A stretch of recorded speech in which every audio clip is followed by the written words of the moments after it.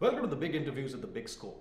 Now, when I was in my teenage days, or most of you were, remember creating an account at your pan wala or chai wala said, "Sir, I'll give it to you later. Sir, khata khol do mera." But all those things have finally become digitized now in 2017, 2018. On the show today, I've got somebody who's trying to capture the market in India. Nitya Sharma, the CEO of Simpl. Chief, welcome to the show. Thanks, Arita. Thanks for having me. Hi to all your viewers. So, what made you come up with this platform? We basically And saw. why 2018? I mean, this was an idea was there forever. I mean, like this is like a digital khata. What made you think that, boss, let me get into this market in India? Yeah. I think it was a combination of market dynamics and consumer need that we saw sometime in 2015, 2014 end, which was essentially most of us were buying on mobile phone, and we were given all sorts of choices and phenomenal user experiences, but at the last mile, at checkout, everything was broken. Oh yes, absolutely. Right? And we said that cannot continue for too long, and there's a opportunity to reimagine checkout for the mobile first world. Coinciding with that, both me and my co-founder had similar experiences around getting credit cards. Banks would just not give us a credit card because, in spite of having good jobs and great education and everything else, primarily because credit cards are given to people with what is called traditional credit score, right? Absolutely. And this was something that was invented 70 years back in the US with FICO, right? And of course, the world has changed. Yeah. There is so much other data. Correct. And so our hypothesis was that you can leverage all this data exhaust that people create on platforms like their mobile phone and Facebook, Twitter, purchases and all of that, and use that to create a forward-looking risk profile of a consumer, and then use that to give them the product. Interesting. So, is it difficult to have a platform like that in India? And the reason I'm asking is that because there are a lot of users, I mean, the problem with payments, and you see a lot of users online, what if they come and use your platform and not pay you back? I mean, isn't that an issue? Was that not an issue you looked at initially before coming up with the platform? And if yes, how do you look at it now? We definitely did, and this was something that was told to us again and again, like almost like, hey guys, this is just not going to work because of this Indian and that Indian. Look, this is what we observed. Basically, there is a roughly 96-222 law, which is 96% people are normal people like you and me. Correct. Right? 2% people will always be bad people, and 2 people will be always good, regardless of circumstances. Any entrepreneur, any new company, what you're trying to do is create a new system design such that you incentivize the 96% people out there to be able to play with the rules of the system, right? And create the incentive structure so that they have a reason to do it, right? And that's how we thought about this whole business. And the way we have approached problem solving in this industry is not just using big data or machine learning only, but really think of this as a cohesive problem and using data, design, and communication. Lovely. Right? Lovely. To solve this problem in a systematic way for the long term. I'll just come back to that. I'll come back to the technical aspect of that. But I just want to go back initially what we were discussing before the interview. How do you, I mean, here it is. I mean, you're not the only player out in the market. There are other players also in the market. How do you create a value proposition to make people go away from cash? Because the talk is around digital economy. Great. There's so much amount of talk happening around digitization, around digital economy in India. But how do you create that value proposition? If you're looking at a customer like me, I look at it, I might use it, but how do you do it for other people in the smaller towns? Because this is the time when you move away from cash. What are you doing specifically? The mindset. So the technicalities will come into play. But how do you create that idea, the mindset, the value proposition? Yeah, no, absolutely. And I think to properly answer the question, I think I have to build a little bit of context. Please. Okay. The problem is not that people don't have instrument to pay digitally, right? There are about 800 million unique bank accounts in India, and almost all those people have a debit card. Yeah. Right? We also have about 250 million people with a smartphone connected to data, right? But when you look at mobile checkout, 60 to 70% of transactions are done with cash, right? Absolutely. And obviously, you can imagine all these people have a bank account, have a debit card, some people have a credit card, all of those things, but they still use cash. And when we looked at the market, we kind of created a theory that cash was a phenomenal user experience. Oh, yes. Right? Absolutely. It's a great user experience, and therefore people use it. That was one of the reasons why you have these international e-commerce platforms that came in India. Yeah. And they had to innovate, like, boss, let's have a COD over here, let's have a cash on delivery option. So It solves for a lot of problems. Correct. So anything that will displace cash will have to beat cash in the user experience, is how we thought about it, right? Great. And what we said was, okay, what do people want in a transaction, right? And just to kind of give you another context, we have two tenets at Simpl. Our first principle is how we build our product. We say the best payment experience is no experience, right? So you have to trend towards a zero payment experience, right? Okay. Second is future of payments will be a platform that will enable retailers build trusted relationship with their consumer, one payment at a time. Okay. So you're no longer in a payment business. Okay. And that's how we think about it, and that's how we try to create value for both the consumer and merchant. So for the consumer, right? What is the product? Product is nothing but your one bill for everything, like a card. Correct. Absolutely. As a consumer, you have a account with a limit. You can use up that account by clicking a button on these mobile applications. For instance, Book My Show, Zomato, Grofers, Dunzo, Zoomcar, and so on. So you're associated with most of them? Sorry? You're associated with most of all the names that you mentioned? Of course, yeah. Okay. 120 of them, and of course all the names I just mentioned. You'll see a button there, it'll say Simpl Pay. You click the button, it'll be one-click checkout. Right? Correct. Very much like cash on delivery. Right? Exactly. When you want to buy from cash on delivery, you just press a button and start. Correct, absolutely. Boom, you're out, right? Absolutely. Which is the user experience people want, right? Which is what is more important than these little tonalities. Exactly, and then you can do that across retailers that work with Simpl platform for a period of 15 days. And all the transactions, 10, 5, 15, 20, are bundled into one bill and given to you at the end of 15 days, which then you pay using your bank, right? So it's basically, it's the most hassle-free and the trusted way to buy online, right? It's like, it creates trust, it creates transparency, it's a one-click checkout, why not to have it? And that's why people like yourself use it all the time. Yeah, right? For retailers, it has another value, which is it converts a cart, right? So I'll give you an example. In a typical mobile checkout, at the point of payment, 25 to 30% of electronic payment on an average fail. Now imagine what a disruption to user experience it is, and of course the customer. And to add to that, not only that, I mean, when say a user reaches the cart, the point to the cart, they're like, okay, I've already added so much in the cart, I don't want to bribe. The dropouts are huge. The dropouts in the carts. That is a separate thing, right? Cart conversion, what it's called, right? That's a separate thing where people are just lazy about putting the numbers and stuff. And even if you do that, 25% transactions fail, right? I mean, it's just like a travesty, right? That's travesty. At Simpl, it's 0% transactions fail at the checkout, right? And because you do not need numbers and like anything or have to fill up the wallet, which, as you know, most wallets don't even have much money to complete a transaction, it is so frictionless that the customer is very likely to press the button and say, I'm going to purchase, right? So from intention to a true transaction, Simpl converts it like no one else. And that's why retailers like the big ones that you mentioned work with us and like us. The second is it allows the retailers to build a trusted relationship with their consumers by providing this microcredit for a period of 15 days. Like it's a khata, right? Exactly. If you think about khata that we all know of, it's really not a credit instrument, it's really a loyalty instrument. And that's what we see. Retailers see their consumers not only buy frictionlessly, but buy more often. So you see the transactions increase by almost 50% a lot of times. Velocity of transaction, the basket size, and of course the conversion high. So it's great for all of them. So with that thought being established, help me understand. I mean, how do you take care of the issue that what if some 30 users come in a month and even the amount is less? Say I use your platform. Say at one checkout I take $800 on 800 Indian rupees through Simpl Pay, and I don't pay it back in a given month's of time. Reminders come, I've seen that. Reminders come, you guys do send regular reminders. But what if that person disappears? Now, 1,000 rupees might not mean a huge amount. What if 40, 50 people at one given point of time from across the country also doing the same thing? Just, users, they do it. There are a lot of users, even if it's 2% of the janta who's doing it. What do you do after that? How do you track them down? Is there a methodology in place? Yeah, absolutely. So that is the core of how we deliver the user experience we do.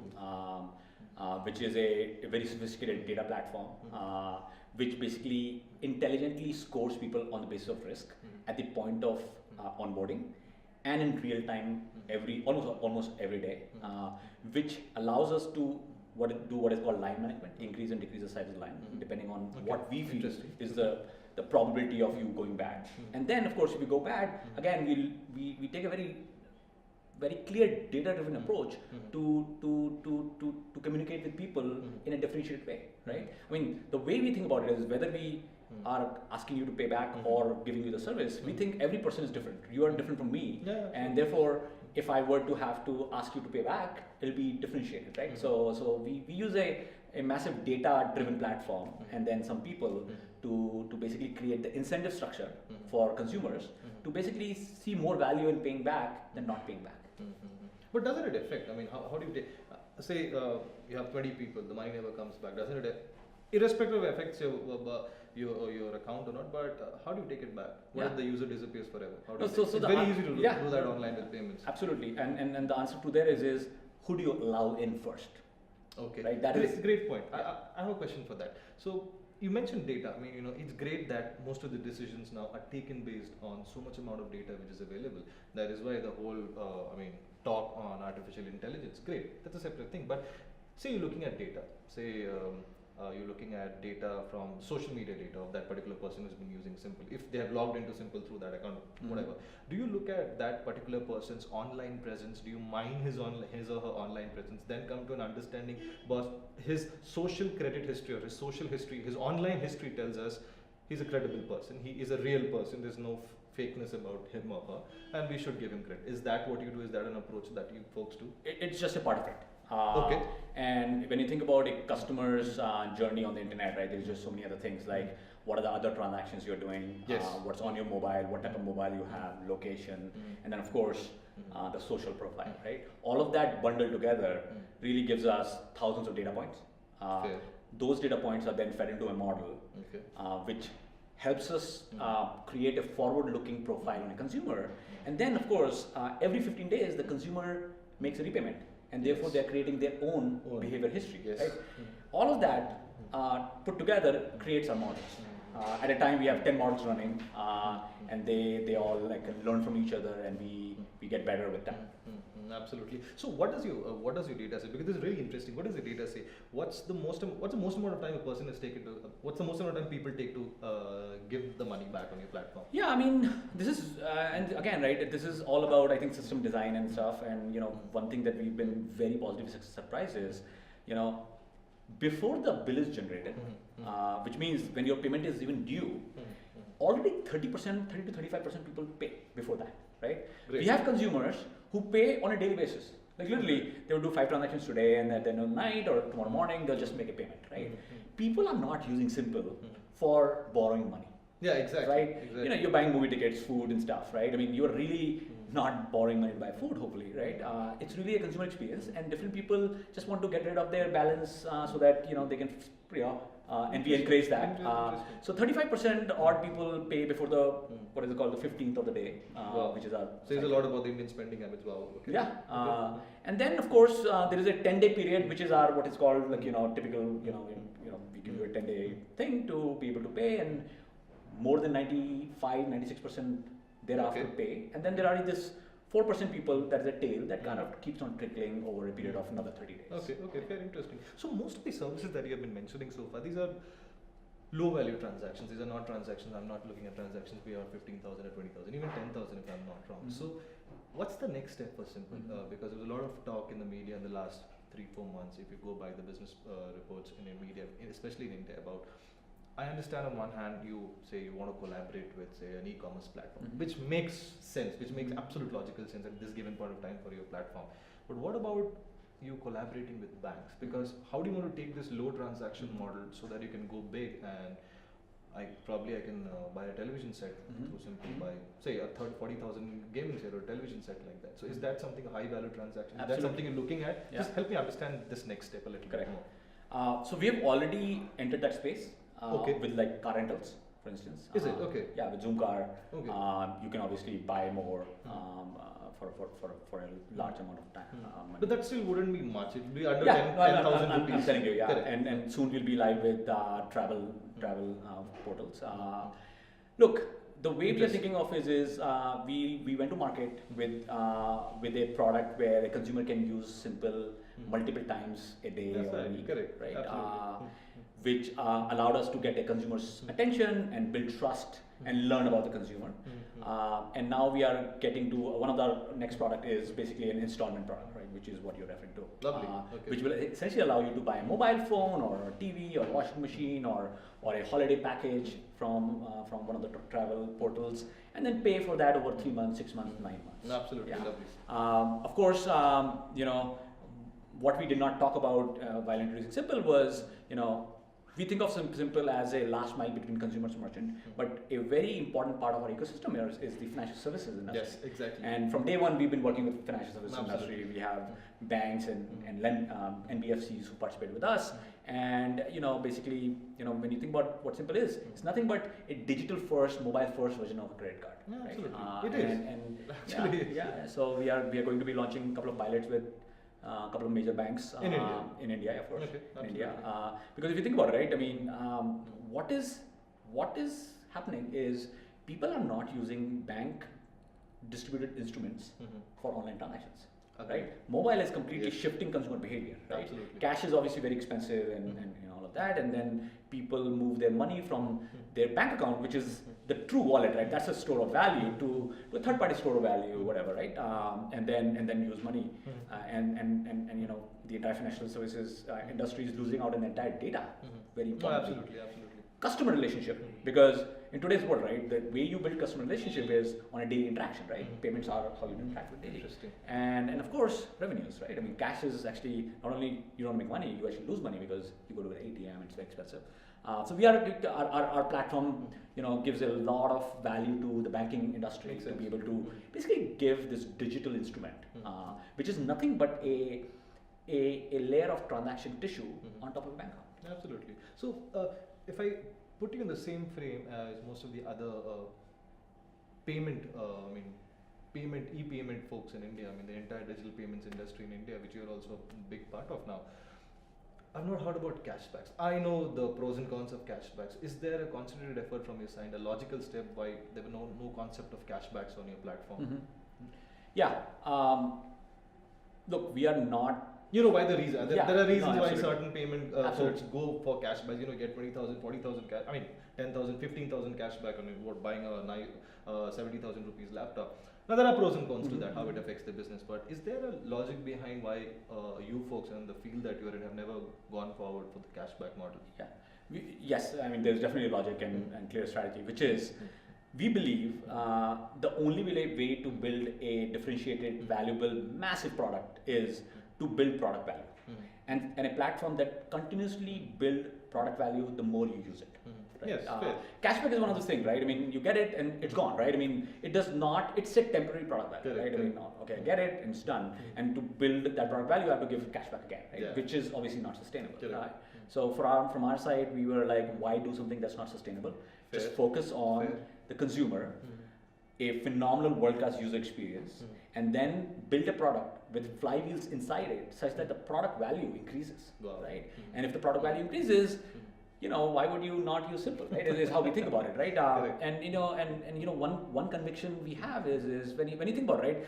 It's startup, right? We are not building a company for today, right? We are building Absolutely. for a world for 5 years out, 10 years out, and we have a very clear vision of what this world looks like, and this world looks like ubiquitous smartphones with unlimited computation power, right? Yeah. And when we think about smartphone, it's just not a phone like this, but it could be a watch, it could be anything, which is essentially an interface for a consumer to interact with and connect it to the cloud, right? Absolutely. Now in that world, what we believe is, and you're already seeing that world where yes. you're ordering Uber with pressing a button, and then you take it offline, and this whole the division of this offline online world is kind of like blurring Absolutely. a lot, and we think in this new world, what will drive what will the biggest driver would be differentiated consumer experiences. So retailers will want to drive differentiated consumer experiences, which they will and they can, right? Where the biggest problem is the last mile. Last mile is where it gets broken, right? Absolutely. And our whole vision is to build that platform to consolidate this last mile, so that the consumer and merchant's last mile is cohesive, beautiful, and in control for both of them. Absolutely. Right. To that point, so how do you plan to take it? Since you mentioned last mile, I mean, most of the payment folks that I talk to, they still face a challenge about, I mean, apart from now, see, look at what happened with WhatsApp. I mean, overnight with WhatsApp announcing, we were going to put out a test phase of WhatsApp payments coming in. Look at that, zero customer acquisition cost. And overnight they'll have billions of customers in India. Now, it'll affect more so, the reason I'm telling you the WhatsApp example are these smaller towns, tier 3, tier 4 towns.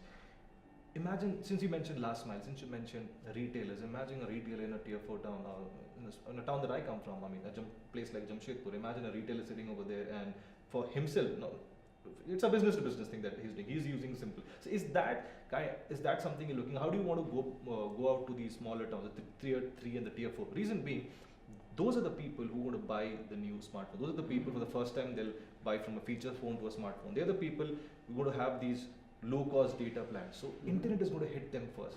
They're going to have these new age smartphones. That is where platforms like you can become a big change. How are you looking at going? What's your strategy? I want to really understand. How do you want to look out? Say there is a small town in India. How will Simpl go to them? To retailers, to the consumers? What's your idea like? Yeah, no, absolutely. You know, you said, you just gave the example of WhatsApp and by definition UPI. Oh yes, UPI. Right. I was coming to that. Look, in the end, right, this is how we are seeing the industry develop. The fundamental building blocks in India right now especially are some of the most sophisticated in the world. Right? We have the India stack, right? We have 800 million people with a bank account. That is the first thing, right? And we cannot go and build bank accounts, right? Through UPI, through IMPS, through ACH, through debit cards, through WhatsApp. What is happening is you are creating interbank liquidity and redundancy, right? So what is happening is the fundamental infrastructure, so to speak, the internet is being formed, and it's almost here, right? Absolutely. Now, where we think the next level of innovation is required and where we are focusing on is on this fundamental infrastructure, right? How do you build customer value and customer experience, right? So we think of UPI, WhatsApp, you know, we're talking to all of them as you know, kind of like friends, right? They're doing something, it's very, very valuable. It is creating liquidity, they're, you know, interbank settlement and all of that. And we are focusing on peer to merchant, last mile consumer experience. Now, peer-to-peer is different from peer-to-merchant because when you're buying from a person online, it's a very different, you know, things that you would want to do and, you know, trust and all of that, and that's a very different value proposition. And so we think of these platforms that are coming up are very important for people like us to can then use data to be able to deliver that unique proposition at scale. Now, tier 2, tier 4, the point is we always think, right, how do we give this product to a billion people? This is how we ask the question, right? And again, the answer is mobile, right? Mobile internet. Mobile, and you know, when you think about payment systems in the past, the problem has been, they've been run on proprietary infrastructure, which increases the cost of merchant acquisition. Yes. It's very high, right? It's huge. And customer acquisition, right? When the costs are so high, obviously you'll be taking a lot of toll to kind of cross this transaction now, right? In the world of mobile, you're really looking into the world of zero marginal cost distribution, both at acceptance and distribution. Correct, right? Absolutely. And we think about, okay, that world is almost here, and what is the business model of that world, right? I mean, like, so we always, so we think that whether it's tier 2, tier 4, they will all have smartphones and an internet, whether now or in 5 years.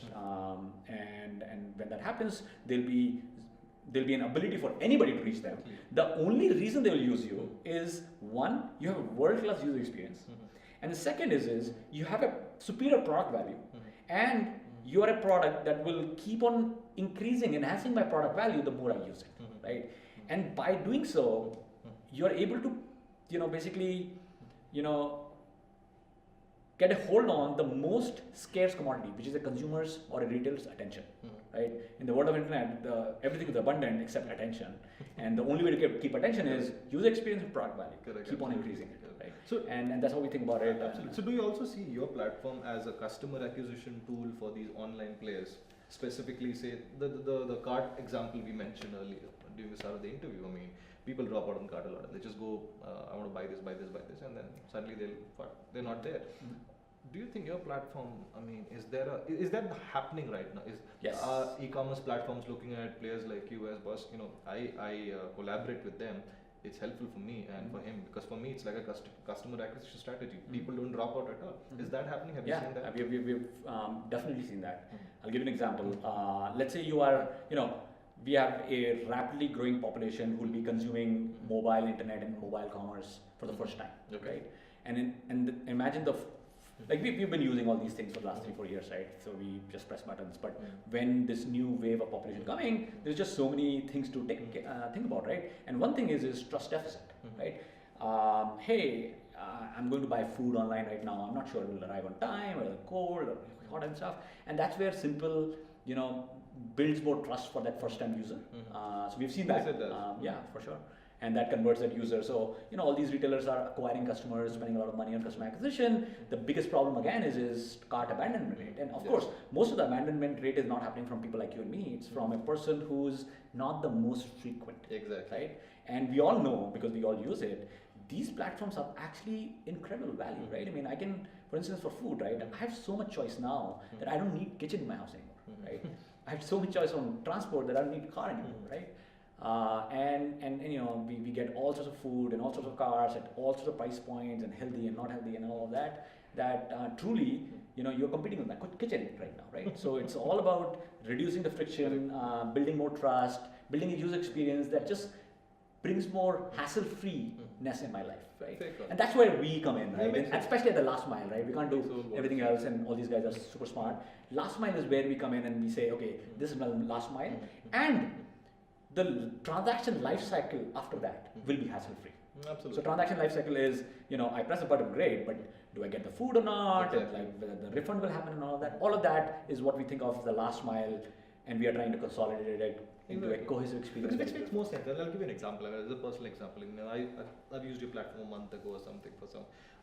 There were a lot of other payment options, but there was some issue, the technical issue at their end. So you couldn't use your credit card, you couldn't use your debit card because there was some issue happening from the bank's end, from the teller's end. Now, what do? Suddenly I see a pop-up which says we are also on your platform. You just swipe and you're done. That's it. So that is what I'm talking about. At the end of the day, if I'm a user, we might talk about this is how the payment industry is changing, this, that, UPI. Average user will not give a damn about what's up UPI pe ho, up is pe ho. They don't care. They think the user experience matters a lot. Yes. And that is what you're bang on correct. Yeah, look, one thing is, right? I mean, like, whether it's my 4-year niece or my 80-year-old grandma, exactly. We all use WhatsApp, right? And if you think about emails, right? Only 15 years back, like even my dad was not even using email purely because, while we think email is just a user experience, great user experience, there's no problem. But WhatsApp just changed the game. Oh yes, right? Absolutely. And same as what you're saying, right? People don't come to a shop to pay. They come to a shop to buy. Exactly. And therefore, the payment experience has to be invisible. Like that's what we do. It's zero payment experience, right? And that's the greatest win for you. Yes, that's right. So that's how we think about it. The checkout, last mile, make it delightful. That creates a lot of value for both consumers and market. Absolutely. Two last things I want to ask you. UPI. Do you think more needs to be done with UPI as a platform, the design, and everything else, every aspect of it in India? Or is UPI at its last mile later, more needs to be done? I think it's been done. I mean, look, in the end, world doesn't change overnight. UPI just started, one year back. From your perspective, of course, a lot has to be done, right? I mean, look, lot has to be done, and I think it's been done, being done by a lot of people. But these things have its own life cycle. The more important thing is when you look at e-commerce, right, mobile commerce, or how you use mobile to purchase, right, and you look at your own 4-year journey, you'll see the way the retailer is trying to deliver experience is different, right? Yesterday or 4 years back, mobile commerce was only about having a like Amazon, Flipkart website or app and whatever, right? Laptop, mobile app, right? Today you can do things like order ahead, right? Instead of going to the offline store and standing in the line and like all of those, you can just order ahead. Press Simpl, boom, you're done, check out, and you just go and pick up your chai or coffee. Absolutely. Right? Absolutely. So the question is never UPI, right? Question is, how do you make the user experience, right? And that's why people use things, right? People don't use, if you ask, I was at this Prasanth, right? That the big art fair. It's called Prasanth. Right? And that was interesting. I was just like buying some paintings and stuff, and I was interacting with a lot of young artists and a lot of young people in there and stuff. And no one thinks of IMPS or UPI. They just want money, Right? They just want easy money, right? Absolutely. No one, like, it's not just us techies who just talk about these jargons. I just go there to buy, I don't go there to pay. And that's why, figuring out user experiences are the only thing. I think a lot of people, there are great startups, big companies like WhatsApp and stuff, doing some phenomenal work there. That's the greatest win. I mean, it's like, it's become a verb now. So it's like WhatsApp has become a verb, right? Yeah. I mean, on WhatsApp, they don't say I'm sending you a text on WhatsApp. It's like what Xerox was for so many years, right? Did you get me a Xerox of that copy? So you get what? So that's the whole idea. It's like, I'll simple you. Yeah, that's I think your biggest win. If tomorrow, 2 years down the lane, if a user comes in front of you, it's like, boss, I'll simple you some 10,000 rupees. Yeah. Simple. That's full stop. You don't have to put out it's already happening. One of our a person we know in their 40s, let's say, have a cousin who's in their 20s, like just got a job and stuff, and was talking about buying online and eating food online, and said, I just simpled it. Right? So simple is getting a word, and that's what That's what matters. right? That's what matters. It's easy. It's Absolutely. One last thing before we wrap up today. There's a lot of data involved in all of this. I mean, customers' data, or how you look at a person's profile by by understanding the digital footprints of that person online. That's how you come to a decision whether, say, you want to give him some loan or something, or you want to allow him to be on your platform. Now, you look at GDPR, what's happening in Europe, and Sri Krishna Committee guidelines that come out last December. Now, it'll take some amount of time before which there are laws in place in terms of data privacy, what data privacy means for citizens in India. It'll take some amount of time. But how do you look at data privacy? I mean, is it an issue? Will it be an issue for you if platforms like GDPR, even little elements of GDPR come into India? Will it affect you as an organization because of the way you will collect data then? You need to make a user aware, boss, you know what, I'm collecting this data about you. Will that affect you? Any kind of data privacy regulation? It will affect us in a positive way. Okay. Look, Simpl stands for transparency. That's our guiding pillar from day one, right? One of the biggest problems that people will tell you about, financial services industries is it is all about opaqueness and not simplifying things and stuff. And we believe the millennial consumer is just so informed that if you're not building your business based on transparency, you're gone to start with, right? So for us, whether the regulation comes or not, we are self-regulating ourselves. So every single data point that we get is typically, so it's a user's journey with Simpl, where you opt in and give us more data and information, and with that information, we give you better product value. That's how we think about it. Lovely. So we've always thought about it like that. Correct. So, for example, now again, there's a hypothetical question over here. Say, if you look at GDPR, what's happening? I think this is great because people need to be aware, because now we're not leaving footprints out in the market. I'm not talking to you, you're giving this data point to somebody like physically while we're talking. Everything is thrown across the internet, and very important privacy rules are there. Now, say a user comes to your platform in 1 year's from now, if there are privacy rules, and your platform denies the user because you've seen the history of the user on internet, which is fair, which is absolutely fair. But will it make sense for platforms like you to tell the user, these are the reasons why we have denied you this service? Will that make sense? Because will that make sense under GDPR back in Europe? Will that make sense for you as a platform? Yeah, no, totally. And because that builds the concept of transparency. This is why we are saying, which I think it's absolutely fair. Yeah.